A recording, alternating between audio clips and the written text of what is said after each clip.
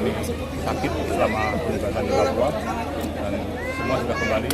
Mereka adalah pejuang-pejuang Polri yang senantiasa mengabdikan dirinya untuk kemanusiaan. Saya selaku Kapolda memiliki kebanggaan dan kehormatan kepada rekan-rekan kembali. Mudah-mudahan ini bisa menjadi amal bakti amal ibadah Polri dan terima kasih juga kepada seluruh Bayangkari dan keluarga besarnya yang tentunya selama beberapa bulan ini ditinggalkan untuk melaksanakan tugas ini merupakan satu pengorbanan. Ini adalah merupakan konsekuensi dari seorang anggota Polri dan konsekuensi menjadi keluarga besar Polri. Sekali lagi kebanggaan dan terima kasih serta penghargaan kami sampaikan pada seluruh rekan-rekan. Mudah-mudahan kita semua dapat melaksanakan tugas yang mereka.